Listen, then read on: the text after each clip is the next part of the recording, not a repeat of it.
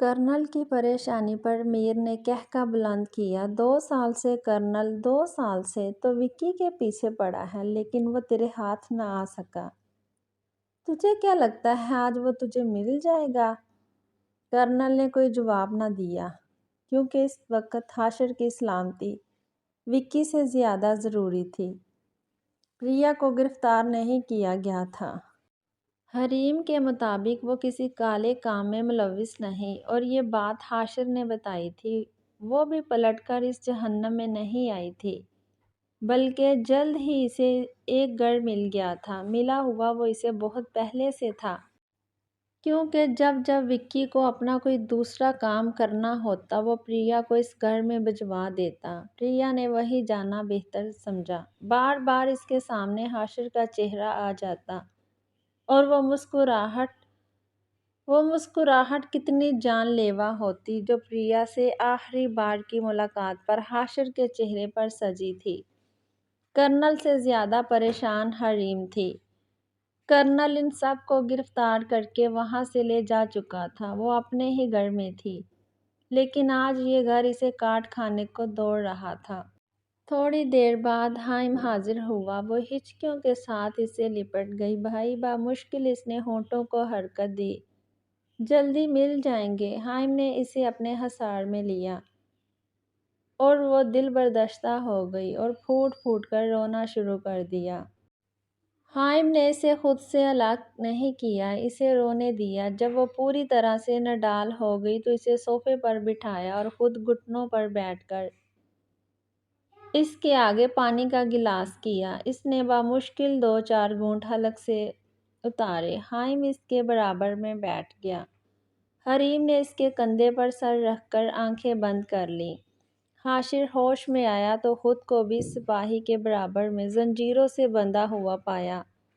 اسے ابھی بھی اس سپاہی کی فکر تھی، کیونکہ اس کی حالت انتہائی ناساز تھی۔ اس سے پہلے کہ وہ کچھ کوشش کرتا، سامنے سے وکی آتا ہوا دکھائی دیا۔ کیسے ہو شان صاحب؟ طنزیہ مسکراہٹ کے ساتھ وہ حاشر کے سامنے کرسی گھسیٹ کر بیٹھا۔ وکی کے بچے، مجھے میری مٹی کی قسم، آج تیرا آخری دن ہے۔ وہی رعب دار لہجہ تھا۔ وکی نے زوردار تھپڑ سے اسے نوازا بھی۔ وہی حال ہے۔ رسی جل گئی، بل نہیں گیا۔ منہ سے خون نکلتے ہوئے بھی حاشر نے زندگی سے بھرپور قہقہ لگایا۔ تو کیا جانے، اس وطن کی محبت ہی ایسی ہے، دیکھتا ہوں کیسے زندہ رہتی ہے یہ محبت۔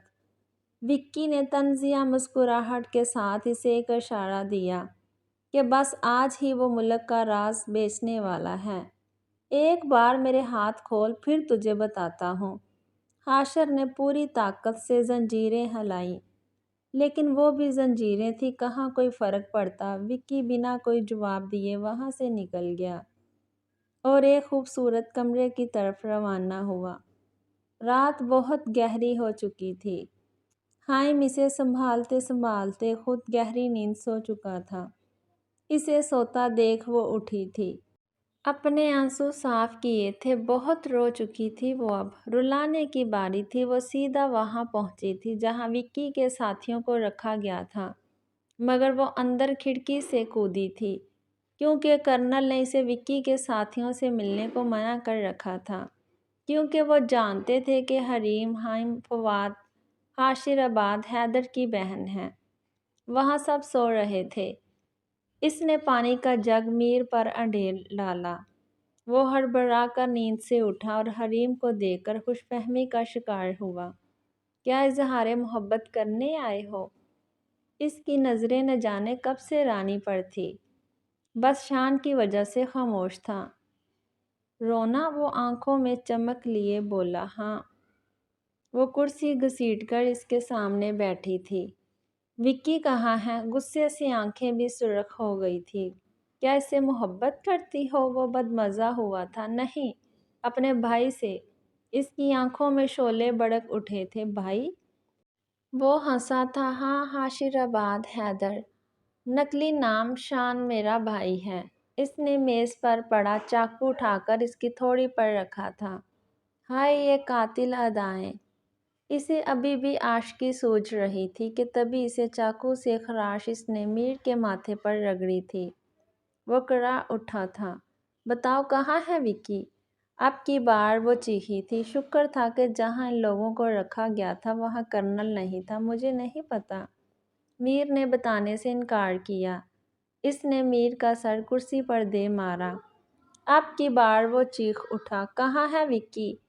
اس نے اپنا سوال دہرایا۔ میں نہیں جانتا۔ اس نے پھر انکار کیا اور اس نے پھر سے اس کے سر کی مرمت کی۔ اب کی بار میر کی چیخ سن کر دوسرے ساتھی بھی اٹھ گئے۔ بول، اس نے جواب چاہا۔ اس نے پھر انکار میں سر ہلایا۔ اس نے اطمینان سے ماچس اٹھائی اور جلا کر میر کے ہاتھ کے بیچوں بیچ مسل دی۔ وہ تڑپ اٹھا۔ دوسرے ساتھی بھی حریم سے خوف زدہ ہو گئے۔ اس وقت وہ صرف ایک بہن تھی۔ بول، اس نے پھر جواب چاہا۔ اس نے پھر انکار میں سر ہلایا۔ اپنا بیلٹ دو، اس نے ایک ساتھی سے گرجدار آواز میں کہا۔ اس نے جلد حریم کی بات مانی اور بیلٹ حوالے کیا۔ اس نے ایک ساتھ 3 وار کیے۔ وہ اٹھنے کے قابل بھی نہیں بچا تھا۔ اس سے پہلے کہ وہ اسی طرح اسے جان سے مار دیتی، وہ بول پڑا۔ میں بتاتا ہوں۔ جلدی، حریم نے گرجدار لہجہ قائم کیا۔ میر نے اسے جلد لوکیشن بتائی۔ وہ گاڑی تیز رفتار سے ہوا میں اڑاتی ہوئی سب سے پہلے پریا کے پاس اسے ٹریس کرتی ہوئی پہنچی تھی۔ پریا جاگ رہی تھی۔ میرے بھائی نے صرف تمہیں چاہا ہی تو تھا۔ کیوں ان کی جان تم نے داؤ پر لگا دی؟ دروازہ کھلتے ساتھ ہی وہ برس پڑی تھی۔ بھائی؟ وہ سمجھی نہیں تھی۔ ہاں، حاشر عباد حیدر میرا بھائی ہے، وہ رعب دار لہجے میں بولی تھی۔ پریا کو اس کے جملے پر یقین نہیں آیا تھا۔ اگر بھائی کو کچھ بھی ہوا تو میں تمہیں نہیں چھوڑوں گی، دھمکی دیتے ہوئے وہ اپنی گاڑی کی طرف بڑھی۔ نہ جانے کتنی دیر وہ سکتے کے عالم میں رہی تھی۔ حاشر، اس کا بھائی؟ اب اس کے لیے حاشر الجھ رہا تھا۔ اب وہ وہاں جا پہنچی جہاں کی لوکیشن میر نے بتائی تھی۔ وہ کھڑکی سے کود کر دبے پاؤں صحن کی طرف آئی تھی۔ وکی کے کمرے کا جائزہ لیا تو وہ اور اس کا ساتھی کسی فلم میں مصروف تھے۔ اب وہ سیدھا وہاں آئی تھی جہاں حاشر اور وہ پرانا ساتھی تھا۔ بیری؟ وہ حیران ہوا تھا۔ بھائی اب ٹھیک ہے؟ اس نے دھیما لہجہ اختیار کیا اور آس پاس زنجیر توڑنے کے لیے کچھ ڈھونڈنے لگی۔ وہ جگہ ہی کچھ پرانی سی تھی جہاں حاشر موجود تھا، لہٰذا جلد پرانی چیزوں میں حریم کو کلہاڑا دکھا۔ جلد ہی اٹھا کر وہ حاشر کے پاس آئی اور جلد اپنے بھائی کو آزاد کیا۔ پیچھے سے وکی تالیاں بجاتا ہوا آیا۔ واہ بھائی واہ، محبت ہو تو ایسی۔ صحیح کہا تو نے، محبت ہوئی تو ایسی۔ حریم نے للکارا۔ عاشق سے اتنی محبت؟ اس نے جذبات کا مزہ لیا۔ حریم نے بھرپور قہقہ لگایا۔ آج میں تجھے بتاؤں گی کہ ایک بہن کی محبت کیا ہوتی ہے۔ جب تک وکی اس کے جملوں پر غور کرتا، اس نے اپنے ہاتھوں سے بنے مکوں پر زور دے کر اس کا سینہ اکھاڑ کر رکھ دیا۔ حاشر سے جلد اس سپاہی کو بھی زنجیروں سے آزاد کیا۔ وکی کے ساتھ جو ساتھی تھا وہ بھی موجود ہوا۔ اس سے پہلے کہ وہ حالات کو سمجھتا، حاشر نے وہی کلہاڑا اس کے سینے پر دے مارا۔ حریم نے جو مکہ وکی کو مارا وہ پلٹ کر حاشر کے پاس آ گرا۔ حاشر نے اسے اٹھا کر ایک اور زبردست مکے سے نوازا۔ بہن کی محبت دیکھ لی نا، اب ایک ملک سے محبت دیکھ۔ اب کی بار حاشر نے اسے ایک دور پڑی شیشے کی میز پر اچھال دیا۔ اس سے پہلے کہ حاشر اس کی طرف بڑھتا، حریم نے روکا کہ بھائی، اسے تو میں ایسی موت دوں گی کہ کبھی کوئی ملک سے غداری نہیں کر سکے گا اور نہ ہی کبھی کسی سے کوئی کسی کا بھائی چھین سکے گا۔ حریم نے اس میز پر پڑے چاقو سے وکی کا چہرہ رنگین کر دیا اور اس کی آنکھیں تک نکال ڈالے۔ دور پڑا پٹرول چھڑک کر جیسے ہی اس نے ماچس اٹھائی، حاشر نے روکا۔ مجھے یہ ساری غلاظت مٹانی ہے۔ حاشر نے پورے گھر پر پٹرول چھڑک دیا۔ اس ساتھی کو اٹھا کر وہ باہر آیا اور دونوں بھائی بہن نے مل کر اسے دنیا میں ہی جہنم کی تپش سے نوازا۔ اب تک صبح کے 5:30 ہو چکے تھے۔ اذانوں کی آواز بلند ہو چکی تھی۔ دونوں بہن بھائی کے چہرے پر گہری مسکراہٹ تھی۔ کرنل کو اطلاع کرکے حاشر سپاہی کو ہاسپٹل لے گیا اور حریم کو گھر بھیج دیا۔ حریم گھر میں داخل ہوئی تو حائم صاحب صوفے پر پیر پھیلانے مسکراہٹ سجائے بیٹھے تھے۔ ہو گیا آپ کا مشن کامیاب؟ اس کی بات سنتے ہی وہ چونکی تھی۔ آپ جاگ رہے تھے؟ آپ کی لوکیشن بھی دیکھ رہا تھا، حائم نے مسکراتے ہوئے جواب دیا۔ وہ بھی مسکرا اٹھی۔ اس نے پاس بڑھ کر حریم کا ہاتھ تھاما تھا۔ نظر اتار لوں؟ اس کے ذومعنی سوال پر حریم گھبرا اٹھی تھی۔ اس سے پہلے کہ وہ اپنی محبت کا اظہار کرتا، حاشر کھانستا ہوا داخل ہوا تھا۔ وہ جلد حریم سے دور ہٹا تھا۔ السلام علیکم، کیسے ہو؟ حاشر نے اسے گلے سے لگایا۔ وعلیکم السلام، میں بالکل ٹھیک ہوں بھائی، آپ سنائیں؟ سنانا تو ہے مجھے کچھ، بیٹھو تم۔ حاشر نے اسے بیٹھنے کا اشارہ کیا۔ حریم جانے لگی تو حاشر نے اسے مخاطب کیا۔ تم بھی بیٹھو بیری۔ وہ بھی بیٹھ گئی۔ حائم، میں چاہتا ہوں کہ بس اب تم حریم کو رخصت کر کے لے جاؤ۔ حاشر کی بات سنتے ہی حائم نے نظریں حریم کی طرف گھمائی تھی۔ دیکھو حائم، تم نے ہر جگہ حریم کا ساتھ دیا ہے۔ اب میں چاہتا ہوں کہ یہ ساتھ ہمیشہ کے لیے ایک ہو جائے۔ میں اب اپنا فرض پورا کرنا چاہتا ہوں۔ انتہائی سنجیدگی سے حاشر نے بات کہی تھی۔ ٹھیک ہے بھائی، جیسا آپ چاہیں، میں بات کرتا ہوں امی سے۔ اس نے اٹھ کر حاشر سے ہاتھ ملایا۔ نظریں ابھی بھی حریم پر ہی تھیں۔ امید ہے نہ نہیں ہوگی؟ حاشر نے مسکراتے ہوئے اسے رخصت کیا۔ اس کے جانے کے بعد حریم نے خاموشی توڑی۔ بھائی بس کرو بیری، کتنا انتظار کروانا ہے اس سے؟ اس لڑکے نے ہر جگہ اپنی محبت ثابت کی ہے۔ حاشر نے اسے سمجھایا۔ تو کیا مطلب بھائی، آپ ریا کی سزا مجھے دیں گے؟ حریم کی آنکھوں میں آنسو چھلکے۔ میری گڑیا، میں تمہیں کوئی سزا نہیں دے رہا ہوں، لیکن میری جان، میں صرف اپنے بارے میں تو نہیں سوچ سکتا نا۔ اس لڑکے سے تمہارا نکاح اس لیے نہیں کیا تھا کہ کبھی تمہیں رخصت ہی نہ کروں، اور تم ابھی بھی اس کی چاہت دیکھ لو کہ رخصتی کا ذکر چھڑتے ہی اس نے تمہاری طرف دیکھا کہ تم چاہتی ہو یا نہیں۔ اور میں جانتا ہوں کہ تمہیں دیر سے ہی صحیح، لیکن اس سے محبت ضرور ہو گئی ہے۔ اپنے بھائی کے لیے اپنا گھر برباد مت کرو میری جان، عزت سے اپنے گھر کی ہو جاؤ۔ حاشر نے اسے اپنے سینے سے لگایا، جیسے اب بھی رخصت کر رہا ہو۔ اس نے بھی بھائی کی باتوں کو زیب دیا۔ وہ اپنی ماں کی ڈائری کھولے بیٹھی تھی۔ بہت مشکل سے اس نے حریم کا سچ پیا تھا۔ اب وہ پنجابی پڑھنے کے قابل تھی۔ میری بیٹی، میری جان، اپنی ماں کو کبھی غلط نہ سمجھنا۔ پریا، تم ہندو نہیں مسلمان ہو، تمہاری ماں مسلمان ہے بیٹا۔ تمہارے باپ نے تمہیں جو کہانی سنائی اس میں کوئی سچائی نہیں۔ تمہارا باپ صرف ایک گھٹیا انسان ہے جس نے میری دولت کے لیے مجھ سے ہندو سے مسلمان ہو کر نکاح کیا۔ وہ ہمیشہ سے میری دولت فضول اور ناجائز چیزوں میں اڑا دیتا، اور تمہارے ہونے کے بعد وہ تمہیں مجھ سے چھین کر لے گیا میری بیٹی، اور اپنا مذہب پھر سے بدل لیا۔ میں تمہیں گلے بھی نہ لگا سکی۔ اپنی ماں سے نفرت نہ کرنا۔ اس کے تو آنسو ہی ساتھ چھوڑ گئے تھے۔ کیا یہ سب سچ ہے؟ کیا تبھی شان نے کہا تھا کہ اسے بوجھ سے چھپائے رکھنا؟ ذہن عجیب و غریب سوالات سے تلملا اٹھا۔ اس کا دماغ پھٹنے کے قریب تھا کہ دروازہ بجا تھا۔ اس نے دروازہ کھولا تو دو انجان لوگوں کو پایا، جس میں ایک مرد تھا اور ایک عورت۔ وہ عورت پریا کو جس نظر سے دیکھ رہی تھی وہ یہ بتانے کے لیے کافی تھا کہ وہ کوئی اپنی ہے، لیکن کون ہے؟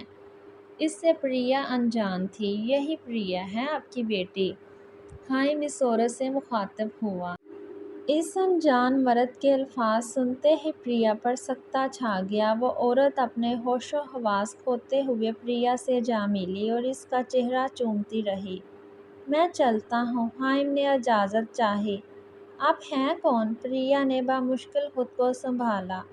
میں حاشر بھائی کا بہنوئی ہوں، اور ایک رپورٹر ہوں، ہائم نے مسکراتے ہوئے جواب دیا۔ تو کیا رانی شادی شدہ؟ اسے ایک اور جھٹکا لگا۔ رانی نہیں، حریم نام ہے ان کا، اور وہ میری منکوحہ ہیں۔ ہائم نے مسکراہٹ برقرار رکھی۔ لیکن آپ کیسے کہہ سکتے ہیں کہ یہ میری ماں ہے؟ پریا نے مشکوک انداز سے پوچھا۔ آپ کی ماں نے جو ڈائری پر سگنیچر کیے تھے وہ حاشر بھائی پہچانتے تھے، اور ساتھ ہی ساتھ میں بھی، کیونکہ آپ کی ماں ایک جرنلسٹ تھی اور میرا بہت رابطہ رہتا ہے ان لوگوں سے، لہٰذا انہیں ڈھونڈنے کا کام حاشر بھائی نے مجھے سونپ دیا، اور میرے لیے یہ کوئی مشکل بات نہیں تھی۔ ہائم نے اطمینان سے ساری کہانی بیان کی۔ اسے تو کچھ سمجھ ہی نہیں آ رہا تھا کہ وہ کیا کرے۔ اتنے سچ اس کی زندگی میں ایسے کھلے تھے جیسے بس ایک ساتھ کھلنے کے لیے سنبھال کر رکھے گئے ہوں۔ میں چلتا ہوں، کل رات دلہا بننے والا ہوں، بہت سی تیاریاں کرنی ہیں، وقت ملے تو ضرور آئیے گا۔ وہ بھی ہائم ہی تھا، نہ جانے کھلے دل سے دعوت دے رہا تھا یا اپنی خوشی بتا رہا تھا۔ آپ زندہ ہیں ماما؟ اب کی بار اس کا پیار باہر آیا تھا۔ مجھے لگا کہ کوئی نہیں ہے میرا اس دنیا میں۔ وہ اپنی ماں کے گلے لگ کر پھوٹ پھوٹ کر رو رہی تھی۔ ہاں بیٹا، میں زندہ ہوں، تمہارے باپ نے جھوٹ کہا تھا۔ انہوں نے پیار سے اپنی بیٹی کے بالوں پر ہاتھ پھیرا۔ اگلی صبح نمودار ہو چکی تھی۔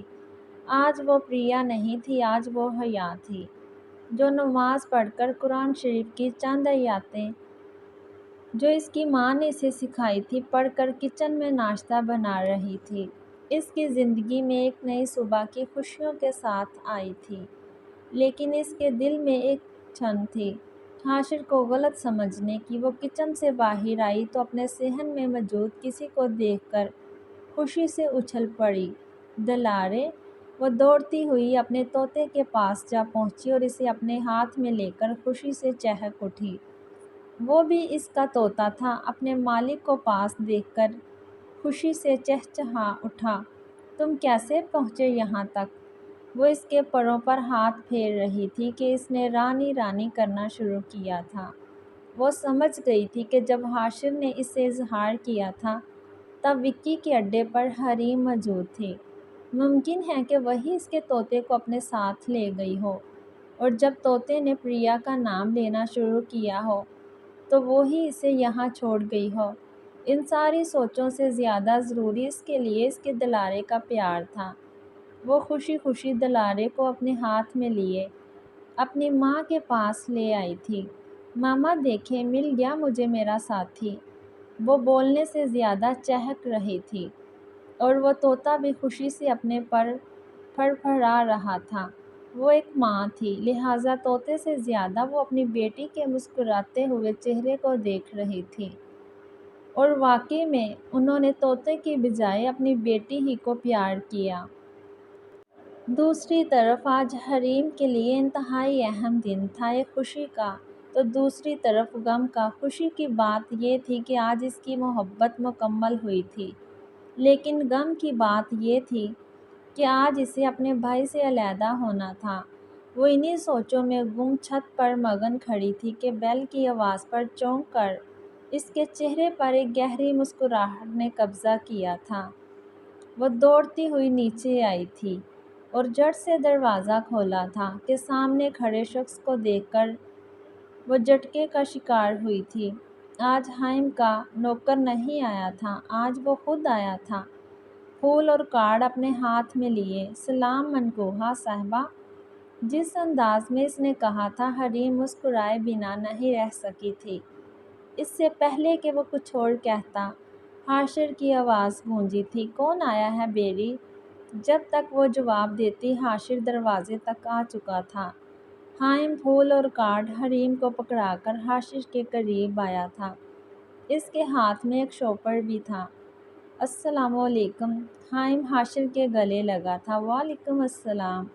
حاشر نے خوش اخلاقی کا مظاہرہ کیا۔ بھائی، یہ مما نے شادی کا ڈریس اور جیولری بھیجی ہے۔ ہائم نے شاپر حاشر کے آگے کیا تھا۔ تو اتنی صبح صبح آنے کی کیا ضرورت تھی؟ شام میں بھی آ سکتے تھے۔ حاشر نے اس کی بے تابی کا مزہ لیا۔ یار بھائی جان کیا کروں، آفس بھی تو جانا ہے۔ انتہائی تھکا ہوا لہجہ استعمال کیا، جیسے آفس نہ جانا چاہتا ہو۔ آج بھی آفس جاؤ گے؟ حاشر حیران ہوا، آخر آج اس کے لیے اس کی زندگی کا سب سے بڑا دن تھا۔ کیا کروں بھائی جان، اپنا کام ہی کچھ ایسا ہے، وہ تفخر سے بولا۔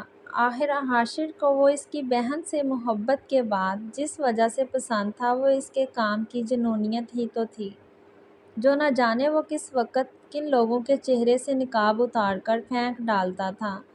اور اگر برات کے وقت بھی تمہارا کوئی کام نکل آیا تو؟ حاشر نے اسے جان بوجھ کر چھیڑا، اس کا حل میں پہلے ہی نکال چکا ہوں، اور وہ یہ ہے موبائل گھر پر چھوڑ کر آؤں گا، پھر جو ہوتا رہے مجھے کیا۔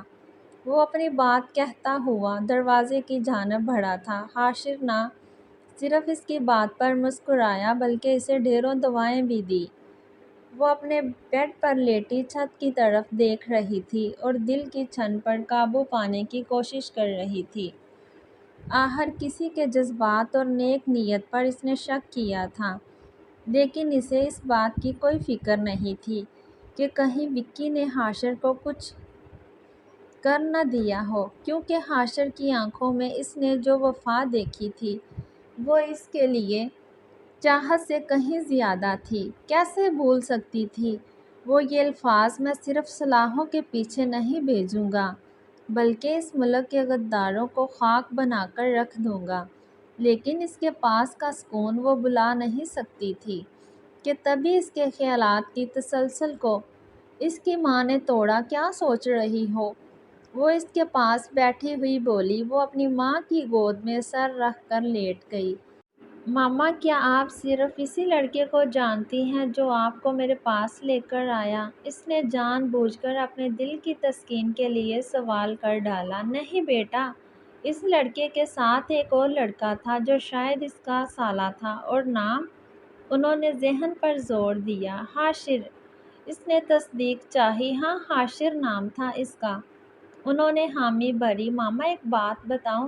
اس نے اپنی آنکھوں کا رخ اپنی ماں کی آنکھوں میں اتارا۔ ہاں بولو میری جان، انہوں نے نرم لہجہ اختیار کیا۔ اس نے مجھ سے اپنی چاہت کا اظہار کیا تھا، لیکن میں نے اس کے ساتھ غلط کیا۔ اس نے الف سے یہ تک اپنی ماں سے اس دن کی ساری کہانی بیان کی۔ بیٹا وہ صرف چاہت نہیں، محبت تھی۔ اس نے محبت کا اظہار اس لیے نہیں کیا تھا کیونکہ اس وقت تم مسلمان نہیں تھی، لیکن وہ تمہارے اور میرے بارے میں سب جانتا ضرور تھا۔ انہوں نے شفقت سے اس کے سر پر ہاتھ پھیرا۔ کیا عجیب بندہ تھا، شروع دن سے اس کے دل پر قابو کیے بیٹھا تھا، تو کیا اب وہ مجھے بلا چکا ہوگا؟ اس نے بامشکل سوال کیا۔ نہیں میری گڑیا، محبت کبھی ختم نہیں ہوتی، انہوں نے محبت سے جواب دیا۔ تو پھر وہ لوٹ کر کیوں نہیں آیا؟ اگر اپنے بہنوئی کو خود بھیجا تھا۔ اس کی آنکھوں میں آنسو چھلکے۔ بیٹا تم نے اس کی چاہت پر نہیں، اس کی وطن سے وفا پر شک کیا تھا، اور وہ بندہ جیتا ہی اپنے وطن کے لیے ہے، صرف اپنے ملک کے لیے، انہوں نے بات سمجھائی۔ آج اسے پتہ چلا تھا کہ ملک سے محبت کی کوئی حد نہیں ہوتی۔ آج اسے پتہ چلا تھا کہ وطن کوئی چیز نہیں بلکہ ایمان ہے، اور واقعی اس نے حاشر کے ایمان پر چوٹ کی تھی، شک کیا تھا، لہٰذا اس کی عزت نفس بھی کوئی چیز تھی، وہ کیوں لوٹ کر آتا؟ اچھا بیری یہ بتاؤ کہ تمہاری یہ والی کتابیں بھجوا دوں؟ اس نے شیلف میں رکھی کچھ کتابوں کی طرف اشارہ کیا۔ وہ خاموشی سے اپنے بھائی کے چہرے کا جائزہ لے رہی تھی کہ حاشر اس کے قریب آیا تھا۔ لگتا ہے تمہیں رخصت ہونے کا نہیں، دھکے مار کے نکالنے کا انتظار ہے، وہ مسکرا کر بولا تھا۔ بھائی اب کیا کریں گے اکیلے؟ اس نے زخمی لہجے میں سوال کیا۔ جو ابھی تک کرتا آیا ہوں، غلاظت کا صفایا، اس نے فخر سے جواب دیا۔ اس نے اپنے بھائی کے سینے پر سر رکھا تھا۔ جتنا دکھ اسے تھا اپنے بھائی سے علیحدگی کا، اتنا ہے اسے بھی تھا اپنی بیری سے علیحدگی کا۔ اب بتاؤ بھی، یہ والی کتابیں بھجوا دوں؟ میں بار بار تمہارے سسرال کے چکر نہیں لگاؤں گا۔ اس نے پھر اپنی بات کا آغاز کیا، وہ برابر والی لے جائیں اور یہ سامنے والی چھوڑ دیں۔ اس نے ہاتھ کے اشارے سے بتایا، یا اللہ، یہ کیسی چھن ہے جو ختم ہونے کا نام ہی نہیں لے رہی ہے۔ وہ دل ہی دل میں اللہ سے مخاطب ہوئی، میں جانتی ہوں میرے اللہ، تیرا وہ بندہ سچا تھا اور میں نے اسے غلط سمجھا، لیکن تو جانتا ہے نا میں اس وقت نادان تھی، میں نے جان بوجھ کر اس کا دل نہیں دکھایا تھا، میں اسے جانا تو دور خود کو بھی نہیں جانتی تھی۔ لیکن ہاں میرے اللہ، مجھے محبت ہے اس شخص سے اور میری محبت میں خود غرضی نہیں ہے۔ میں یہ نہیں چاہتی ہوں کہ وہ مجھے اپنا لے، بس اس سے معافی مانگنا چاہتی ہوں کہ وہ مجھے معاف کر دے، میرے دل کی چبھن ختم ہو جائے۔ اذان کی آواز اس کے کانوں میں گونجی تھی، اس کی آنکھیں نم تھیں۔ وہ دوپٹہ سر پر اوڑھ کر وضو کی نیت سے اپنے کمرے سے باہر نکلی تھی کہ تبھی اس کے طوطے نے اس کی آنکھوں کو دیکھ کر رٹنا شروع کیا تھا، حیا محبت، حیا محبت۔ وہ اپنے طوطے کی آواز پر چکرا کر رہ گئی تھی۔ چپ کرو دلارے، کتنے بدتمیز ہو گئے ہو نا۔ غصے سے وہ اپنے طوطے کی جانب بڑھی تھی، حیا محبت، حیا محبت۔ وہ طوطا بھی اس کا تھا، کہاں باز آنا تھا۔ دلارے، اگر تم نے ایک اور دفعہ کہا نا تو تمہیں کھانا نہیں ملے گا۔ اب کی بار اس نے غصے کی حد پار کی تھی۔ وہ طوطا جلد خاموش ہو گیا تھا کہ اپنے طوطے کی خاموشی پر وہ ہولے سے نہیں تھی۔ اس کی ہنسی دیکھ کر طوطا سمجھ گیا تھا کہ وہ صرف مذاق کر رہی ہے، لہٰذا پھر سے رٹنا شروع کیا، لیکن وہ وضو کی نیت سے آگے کی طرف بڑھ چکی تھی۔ آج کا دن اس پر کچھ زیادہ ہی بھاری ہو گیا تھا۔ عصر کی نماز وہ پڑھ چکی تھی، لیکن وہ دل کی چبھن دل کا درد بن رہی تھی۔ اس کی ماں تسبیح پڑھنے میں مصروف تھی کہ اس نے اپنا سر اپنے ماں کے کندھے پر رکھا تھا۔ ماما، کیا میں پلٹ کر نہیں جا سکتی؟ تسبیح ختم کر کے انہوں نے اس کے سر پر ہاتھ پھیرا تھا۔ کیوں نہیں میری جان، سچا محبوب وہ ہوتا ہے جو حقیقی محبوب سے ملا دے۔ اللہ نے تمہارا دل پھیرنا ضرور تھا، لیکن اس بندے کے ذریعے سے اپنی ماں کے الفاظ اس نے روح میں اترتے ہوئے محسوس کیے تھے۔ مغرب ہو چکی تھی اور وہ فیصلہ کر چکی تھی، آج حریم کی بارات تھی اور حائم کے ذریعے سے حاشر تک پہنچنا تھا۔ وہ حائم سے حاشر کا ایڈریس معلوم کر چکی تھی۔ وہ اپنی ماں کو گھر میں چھوڑے حاشر کے گھر کی طرف روانہ ہوئی تھی۔ گھر میں داخل ہوئی تو وہ گھر شادی کا گھر ہی لگ رہا تھا۔ وہ سامنے کمرے میں داخل ہوئی تھی جہاں حریم تیار ہو رہی تھی۔ شیشے سے پریا کو دیکھ کر حریم جھٹکے کا شکار ہوئی تھی۔ اس سے پہلے کہ وہ آگ کے شعلے برساتی، وہ جلد اس کے قریب بڑھی تھی۔ تم اپنے سارے بدلے مجھ سے بعد میں لے لینا، لیکن یہ بتا دو کہ حاشر کہاں ہے۔ اس نے جس طرح اپنی بے تابی کا مظاہرہ کیا تھا، حریم اسے روک نہ پائی۔ بھائی اوپر چھت والے کمرے میں ہے۔ وہ دوڑتی ہوئی اوپر کی جانب بڑھی تھی۔ وہ ایک سیاہ رنگ کی شیروانی پہنے، بال سجائے کمرہ سمیٹ رہا تھا۔ اس کی پیٹھ حیا کی طرف تھی۔ جس طرح ہوا نے رخ بدلا تھا، اس سے پریا کے ہونے کا احساس ہوا تھا، لیکن جلد اس نے یہ خیال جھٹکا تھا کہ تبھی آواز کانوں میں گونجی تھی، حاشر آباد حیدر۔ وہ پیچھے مڑ کر پہلے اپنے وہم اور اپنے سامنے کے منظر کے بیچ جنگ لڑتا رہا، لیکن پھر خود کو سنبھالا۔ تم یہاں کیا کر رہی ہو؟ معافی مانگنے آئی ہوں۔ اس کے لہجے میں ندامت تھی۔ کس چیز کی معافی؟ کیسی معافی؟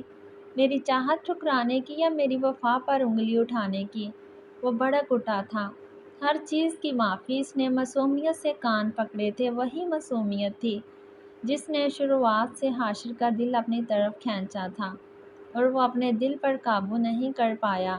وہ اس کے پاس آیا تھا اور اس کے کانوں سے اس کے ہاتھ ہٹائے تھے۔ میں کچھ سننا چاہتا ہوں۔ اس کا اشارہ سمجھ کر اس کے لب کھل اٹھے تھے۔ میں وعدہ کرتی ہوں آئندہ کبھی تمہاری محبت پر شک نہیں کروں گی۔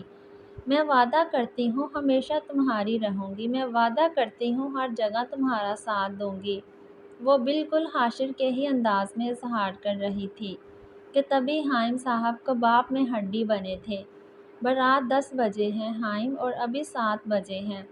حاشر اس سے مخاطب ہوا، یہ ماما نے آپ کی دلہن کا ڈریس بھیجا ہے، ان کا کہنا ہے کہ ان کا ایک نہیں بلکہ 2 بیٹے ہیں۔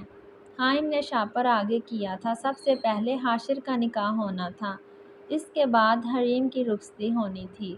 اس کا کہنا تھا کہ وہ اپنی بہن کو دلہن بنا کر خود دولہا بن کر نہیں بیٹھ سکتا تھا۔ حیا ملک شاہ، کیا آپ کو حاشر آباد حیدر 2 لاکھ حق مہر کے عوضے قبول ہیں؟ قاضی نے نکاح کے کلمات دہرائے تھے، بالکل رسم و رواج کے ساتھ۔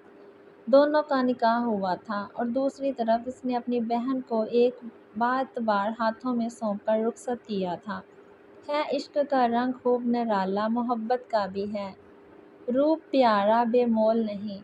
چاہت اور وفا دل میں جو اتر جائے، ادا روح میں چھا کر جائے۔ سلگا چین کے دے پیاس بڑھا اور رگ میں مل کر دے تڑپا۔ بے مول نہیں چاہت اور وفا اس وطن سے ہے، رشتہ پرانا اس مٹی سے ہے۔ عشق گہرا بری نظر جو دے اس میں گڑا، اکھاڑ کر رکھ دو پل میں ذرا۔ بے مول نہیں چاہت اور وفا۔